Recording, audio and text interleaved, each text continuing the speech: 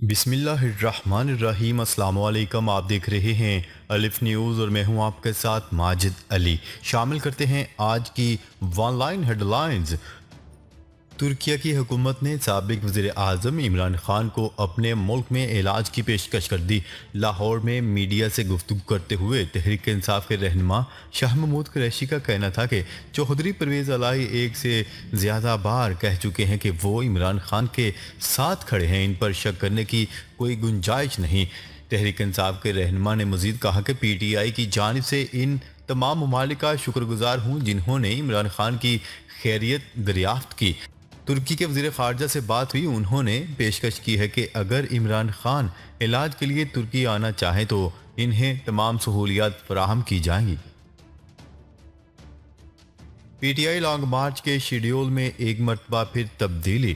P T I کے vice chairman Makhdoom Shah Mahmood Qureshi نے کہا ہے کہ لانگ مارچ اب بدھ کی بجائے جمعرات کو وزیر آباد سے دوبارہ شروع ہوگا۔ لانگ مارچ کا دن باہمی مشاورت سے تبدیل کیا گیا۔ انہوں نے کہا ہے کہ لانگ مارچ جمعرات کو دوپہر 2 بجے شروع کیا جائے گا۔ واضح ہے کہ کچھ دیر قبل chairman P T I Imran Khan نے اعلان کیا تھا کہ لانگ مارچ اب بدھ کو شروع ہوگا، جبکہ گزشتہ روز انہوں نے کہا تھا کہ لانگ مارچ منگل سے شروع ہوگا۔ سعودی ولی عہد شہزادہ محمد بن سلمان رواں ماہ پاکستان کا دورہ کریں گے۔ سفارتی ذرائع کے مطابق محمد بن سلمان کا نومبر کے تیسرے ہفتے میں دورہ پاکستان متوقع ہے اور ان کے 21 نومبر کو دورہ پاکستان کا امکان ہے۔ سفارتی ذرائع نے بتایا ہے کہ رواں ہفتے کے آخر میں سعودی خصوصی سیکیورٹی ٹیم پاکستان پہنچے گی اور سیکیورٹی انتظامات کا حتمی جائزہ لے گی۔ سفارتی ذرائع کا کہنا ہے کہ ولی عہد کے دورے میں پاکستان کو 4.2 ارب ڈالر اضافی بیل آؤٹ پیکج ملنے کی توقع ہے، جبکہ دورے میں سعودی عرب کی پاکستان میں مضبوط سرمایہ کاری متوقع ہے اور متعدد پاک سعودی پیٹرولیم معاہدوں کو آخری شکل دی جائے گی۔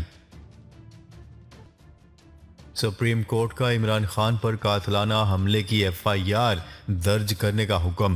سپریم کورٹ نے آئی جی پنجاب کو 24 گھنٹے میں عمران خان پر حملے کی ایف آئی آر درج کرنے کا حکم دے دیا۔ چیف جسٹس کا کہنا تھا کہ اگر ایف آئی آر درج نہ ہوئی تو از خود نوٹس لیں گے۔ سپریم کورٹ میں عمران خان کے خلاف توہین عدالت کیس کی سماعت ہوئی۔ سماعت کے دوران چیئرمین تحریک انصاف کے وکیل نے عدالت کو بتایا کہ عمران خان پر حملے کا مقدمہ تاحال درج نہیں ہو سکا۔ پاک فوج ہماری ہے اور اس کے خلاف جانا ممکن نہیں، عمران خان کا اہم بیان سامنے آ گیا۔ تحریک انصاف کے چیئرمین عمران خان نے کہا ہے کہ پاک فوج ہماری فوج ہے اور اس کے خلاف جانا ممکن نہیں، سرحدوں پر کھڑے فوجی میرے بچوں کی طرح ہیں۔ تفصیلات کے مطابق چیئرمین تحریک انصاف عمران خان سے زمان پارک میں سی پی این ای اور federal of union of journalist کے وفد کی ملاقات ہوئی۔ صحافیوں سے گفتگو میں عمران خان نے کہا کہ آصف علی زرداری اور نواز شریف سے کبھی سمجھوتا نہیں ہو سکتا۔ Chairman P T I Imran Khan کا کہنا تھا کہ پاک فوج ہماری فوج ہے اور اس کے خلاف جانا ممکن نہیں، سرحدوں پر کھڑے فوجی میرے بچوں کی طرح ہے۔ پاکستان کی سیاسی صورتحال پر گہری نظر رکھے ہوئے ہیں چین نے اہم بیان جاری کر دیا۔ چینی وزارت خارجہ کی ترجمان نے کہا ہے کہ پاکستان کی سیاسی صورتحال پر گہری نظر رکھے ہوئے ہیں۔ پریس بریفنگ کے دوران چین کی طرف سے فراہم کردہ قرض کی امداد اور دیگر امداد کے بارے میں پوچھے گئے سوال کے جواب میں چینی وزارت خارجہ کے ترجمان کا کہنا تھا کہ چین اور پاکستان ہمہ موسمی تصویراتی تعاون پر مبنی شراکت دار ہیں۔ ہم مشترکہ ترقی کے لیے اور مشکلات پر قابو پانے کے لیے مشترکہ کوششوں میں ایک دوسرے کا ساتھ دیتے رہے ہیں۔ تاہم پاکستان کی موجودہ سیاسی صورتحال کے بارے میں پوچھے گئے سوال کے جواب میں انہوں نے کہا ہے کہ چین پاکستان کی سیاسی صورتحال پر گہری نظر رکھے ہوئے ہے۔ امریکہ میں وسط مدتی انتخابات میں ایک روز باقی، انتخابی مہم زور و شور سے جاری۔ انتخابات میں صرف ایک روز باقی رہ گیا۔ جو بائیڈن اور ٹرمپ کی انتخابی مہم زور و شور سے جاری ہے۔ دونوں رہنما الیکشن میں کامیابی کے دعوے کرنے لگے۔ امریکہ میں 8 نومبر کو ہونے والے مڈ ٹرم انتخابات کے لیے 4 کروڑ امریکی پہلے ہی ووٹ کاسٹ کر چکے ہیں۔ ڈیموکریٹس اور ریپبلکن دونوں ہی جیت کے دعوے کر رہے ہیں۔ جو بائیڈن نے نیو یارک میں مہم سے خطاب میں انتخابات کو امریکی جمہوریت کے لیے فیصلہ کن لمحہ قرار دیا ہے۔ امریکی صدر جو بائیڈن کے معاون کی روسی حکام سے خفیہ ملاقات۔ امریکی صدر جو بائیڈن کے معاون جیک سیلون نے حالیہ مہینوں میں روسی حکام سے خفیہ گفتگو کی ہے۔ امریکی اخبار کے مطابق جیک سیلون نے روسی سلامتی کونسل کے سیکرٹری نکولائی پیٹروشیف سے بات چیت کی ہے۔ اخبار کا کہنا ہے کہ جیک سیلون نے کریملن کے معاون یوری اوشاکوف سے بھی گفتگو کی۔ امریکی اخبار کا کہنا ہے کہ جوہری تنازع کے خطرے کو کم کرنے کی امید سے بات چیت کی گئی۔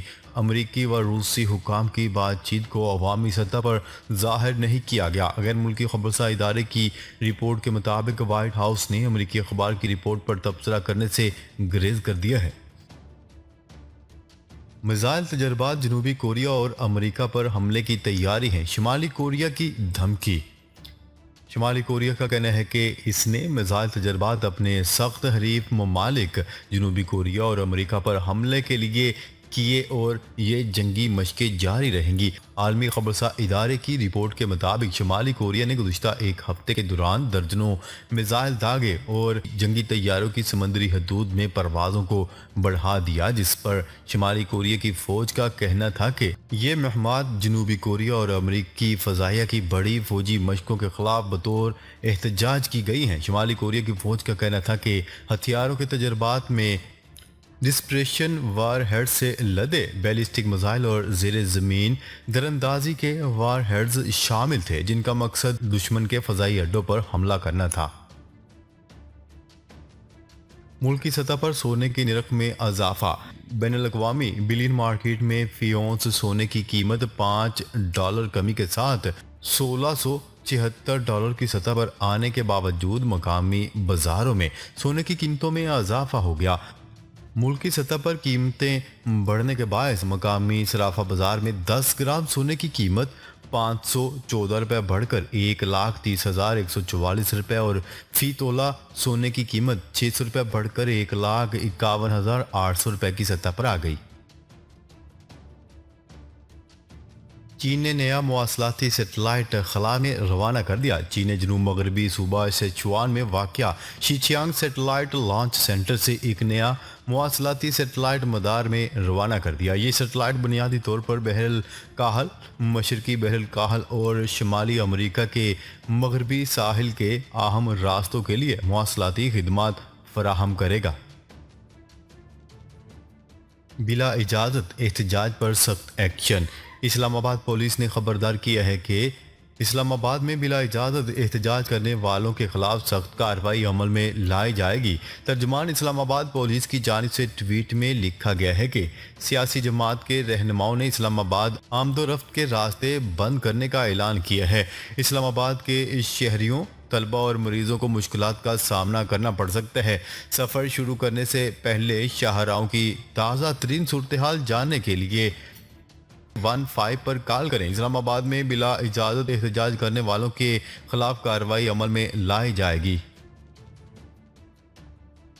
چین نے مائع ایندھن والے راکٹ انجن کی آزمائش مکمل کر لی۔ چین نے لیکوڈ پروپیلنٹ راکٹ انجن کی پہلی آزمائش مکمل کر لی، جو ملک میں سب سے زیادہ قوت کا حامل ہے۔ China aerospace science and technology corporation کے تیار کردہ لیکوڈ آکسیجن اور مٹی کے تیل کے انجن میں 500 ٹن کی قوت موجود ہے، جو اس وقت موجود اسی قسم کے انجن سے تقریباً 4 گنا زیادہ ہے۔ کمپنی نے کہا ہے کہ اس آزمائش کی کامیابی اس قسم کے راکٹ انجن کی تیاری میں ایک بڑی پیش رفت ہے۔ ناظرین، اب تک کے لیے اتنا ہی۔ مزید خبریں لے کر بہت جلد آپ کی خدمت میں حاضر ہوں گے۔ تب تک کے لیے اپنا خیال رکھیے گا۔ اللہ نگہبان۔